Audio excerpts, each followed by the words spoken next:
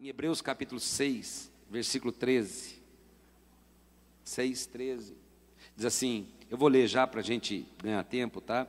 Quando Deus fez a promessa a Abraão, por não haver ninguém superior por quem jurar, jurou por si mesmo, dizendo, esteja certo que eu abençoarei e farei numerosos os seus descendentes. Dá a mão para quem está ao teu lado e fala assim, Deus vai te abençoar muito, fala. Você vai crescer muito, você vai ser abençoado, Deus vai cuidar de você, você tem promessas maravilhosas. Quem crê que tudo isso vai acontecer com a tua vida, amém? Eu quero dar uma palavra de ânimo para você. E aí diz no versículo 15, e foi assim que depois de esperar pacientemente, Abraão alcançou a promessa. Os homens juram por alguém superior a si mesmos, o juramento confirma o que foi dito, pondo fim a toda discussão, querendo mostrar de forma bem clara a natureza imutável do seu propósito para com os herdeiros da promessa.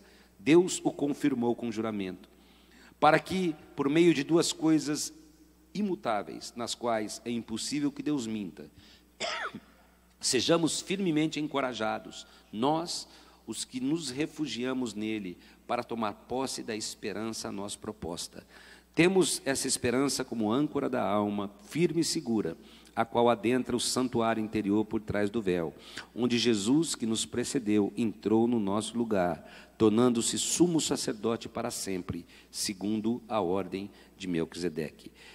Quem é antigo aí, ou quem veio de uma igreja mais histórica, lembra da escola dominical, né? Então vamos falar assim comigo, Hebreus 6,15, vai lá. Não era assim que a gente aprendia? E foi assim que depois de esperar pacientemente, Abraão alcançou a promessa. Hebreus 6,15. Então vamos lá. Hebreus 6,15. E foi assim.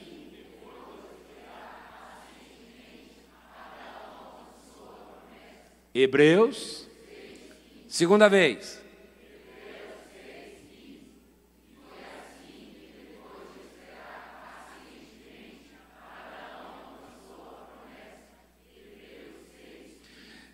Deixa aí, já vai olhando, porque agora, depois eu vou pedir para pagar. Esse meu netinho que estava comigo, um dia ele falou assim para mim, vô, chupa essa manga.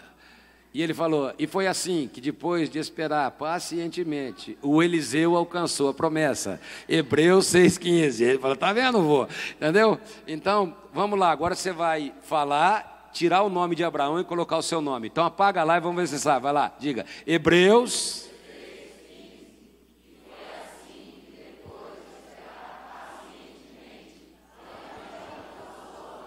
Ó, teve cola, hein?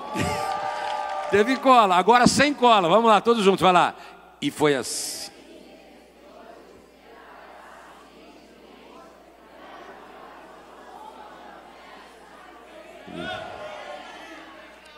Quem crê que Deus tem promessas para a tua vida? Então deixa eu, como eu não tenho muito tempo, então, e meu filho falou assim, você vai conseguir pregar em meia hora? Eu falei, vou tentar, tá bom? Você promete ouvir rápido. Mas deixa eu fazer uma pergunta. Quem aqui, quando era criança, já falou, juro por Deus? Será que eles falam, não, eu juro por Deus? O que você queria dizer? É verdade, é isso que estava falando, não era? Juro por Deus. Não, eu não fiz, juro por Deus. Você já falou isso? Quem nunca falou? Mentiroso. Mas, dá para a gente jurar por Deus? Não, né? Nós nem podemos. Por quê? Porque um advogado ia falar, porque quando você jura, juramento, você está afiançando algo. Você está dando alguma coisa de garantia. Mas é isso que a criança quer fazer. Quando ela fala assim, eu juro por Deus, ela está falando assim, ó, é verdade o que eu estou falando. Então você está dando em garantia algo que te pertence. Mas por isso você não pode falar, porque você não tem domínio sobre Deus. Mas eu quero que você preste atenção numa coisa.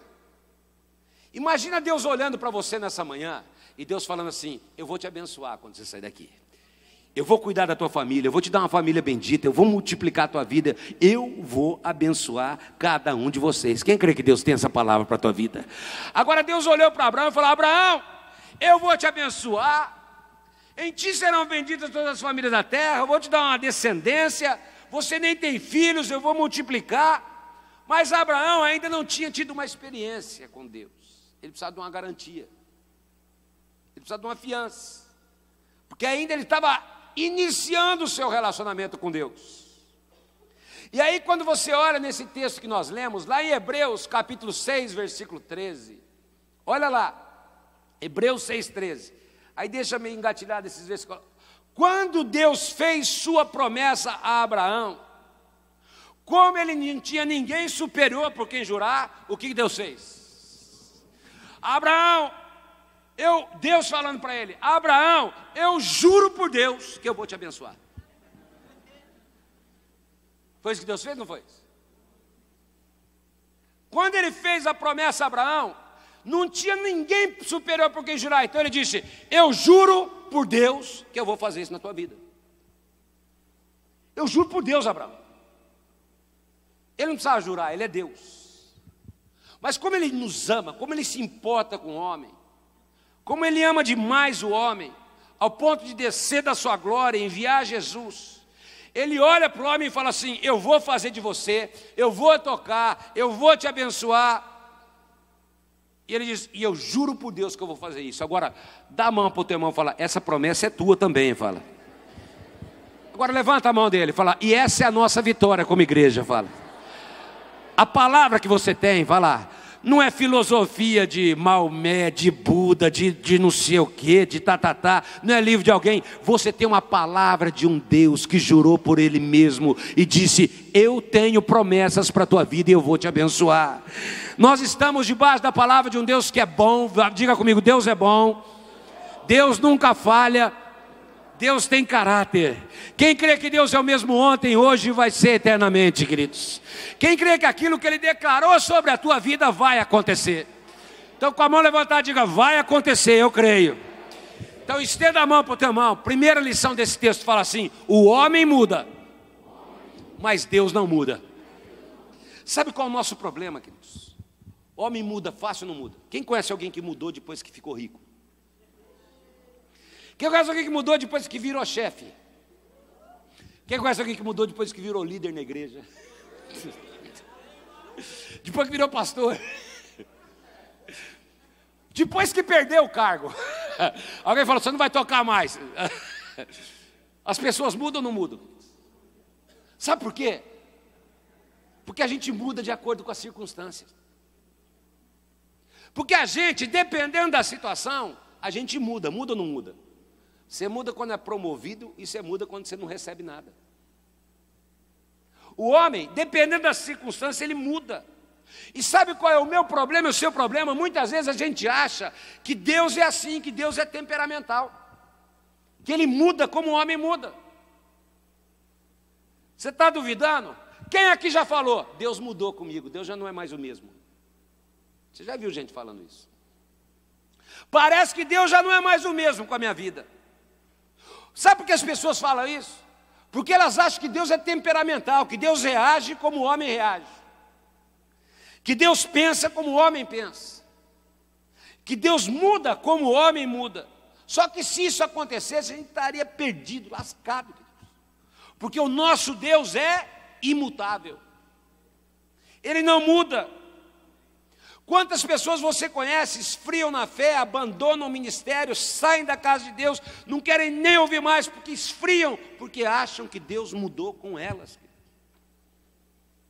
E é nessa hora que interiormente o inimigo começa a colocar dúvidas, sentimentos contra a fidelidade de Deus. E é por isso que muitos se revoltam contra Deus, se voltam contra Deus, levantam pensamentos que Deus mudou, e aí o coração esfria. E a primeira convicção que eu quero te trazer nessa última palavra que eu estou trazendo a você aqui na escola, saia daqui com uma certeza, Deus não muda. Não é porque as tuas circunstâncias mudaram que Deus mudou aquilo que Ele pensa a teu respeito. Então pega a mão do teu irmão e fala, Deus não muda.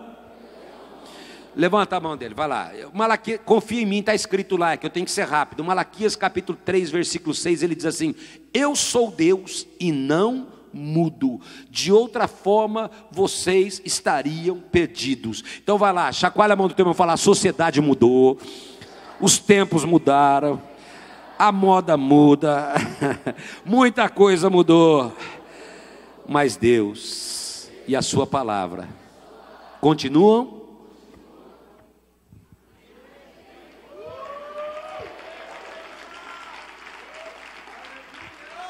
Me responda uma coisa. Você acha que Deus mudou com você só porque você passa por lutas? Você acha que Deus mudou com você só porque as coisas não estão acontecendo? Guarda uma coisa, queridos. Ao sair daqui, não importa aquilo que você esteja vivendo, Deus continua sendo um Deus de misericórdia, de amor, de graça, de bondade, que te ama, que te chama de filho e que tem propósitos maravilhosos para a tua vida, que tem promessas tremendas. E nem quando eu mudo, Deus muda, porque lá em 2 Timóteo capítulo 2, versículo 13 diz que até quando nós somos infiéis, Deus permanece fiel, porque Ele não pode negar-se a si mesmo. Então, me ajudando a pregar, olha nos olhos dessa pessoa maravilhosa que está ao teu lado e vai declarando, falar, as promessas de Deus não foram revogadas ao teu respeito. Fala, não aceite enganos dos teus sentimentos. Faça calar toda a voz da carne, do inferno, dos desejos, né? Passarão os céus e a terra, mas as minhas palavras... Seca-se a erva, cai a sua flor, mas a palavra do Senhor... Diga bem alto comigo, fala, Deus não muda. Fala bem alto, fala, Deus não muda. Segunda verdade desse texto de Hebreus, diga comigo, Deus não mente. Mesmo sendo óbvio, queridos, é uma afirmação que você tem que ter. Coloca para mim, Hebreus capítulo 6, versículo 18. Hebreus 6, 18. Diz assim, para que por meio de duas coisas imutáveis, qual a primeira coisa? Deus não muda. Segunda coisa, Deus não mente. Por meio de duas coisas imutáveis, nas quais é impossível que Deus faça o quê? Minta. Sejamos firmemente encorajados. Essas duas coisas têm que te encorajar quando você sair daqui. Deus não muda e Deus não mente. Isso tem que encorajar a tua vida. Isso tem que estar com você todos os dias. Porque nós, os que nos refugiamos nele, para tomar posse da esperança que foi proposta a cada um de nós. Lá em João capítulo 14, versículo 6, ele diz, eu sou o caminho, sou a verdade, eu sou a vida. Lá em Tiago capítulo 1, versículo 17, diz que nele, a verdade, ele não mente. Nele não há sombra de dúvida nem de variação. Porque Ele é o Deus da verdade. Conhecereis a verdade e a verdade vos libertará. João capítulo 8, versículo 36. Se o Filho do Homem vos libertar, verdadeiramente sereis.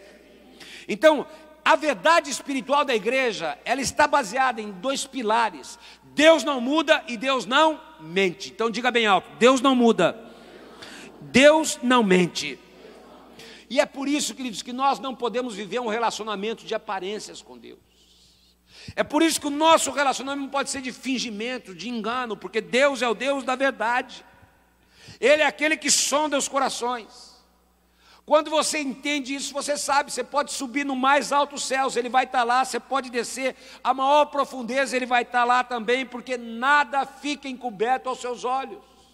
Salmo 139 diz que Ele nos conhece muito bem, até antes que nós fôssemos formados.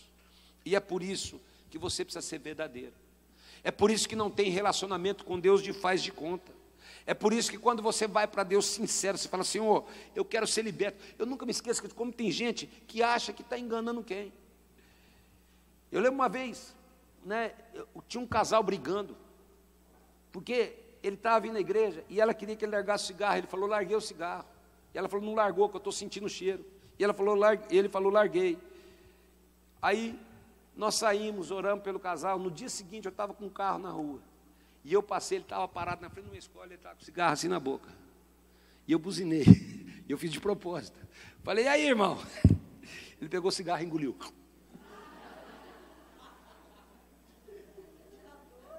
Está enganando quem? Eu comecei a rir. Eu cheguei para o outro, hoje ele conta, ele é um dos nossos coordenadores. Ele estava no carro, e esse fumava muito, né? Ele foi para um encontro com Deus, quando ele foi, ele fumava 4 maços por dia, daí Deus libertou ele, mas ele estava com cigarro assim na mão, e aí eu vi ele de longe e falei, e aí, Cláudio? Ele soltou o cigarro no carro, dentro do carro, e eu vi que ele começou a tentar apagar o cigarro. e ele não acertava o pé, e aquela fumaça começou a subir, eu fui chegando perto, e eu com a vontade de rir, eu fui conversando sério com ele, e ele desesperado para apagar. Aí a hora que eu cheguei bem pertinho, falei, pode apagar o cigarro que eu vi que você estava fumando. Eu acho, sabe, adianta você fazer de conta que é sacerdote, que é adorador, adianta você fazer de conta que você lê a palavra de Deus. Muitas vezes a gente tem um relacionamento fingido com Deus, só que o Deus é o Deus da verdade. Você não pode se relacionar com Ele de outra forma. E é por isso que quando você vai com sinceridade, com verdade, Ele te abençoa.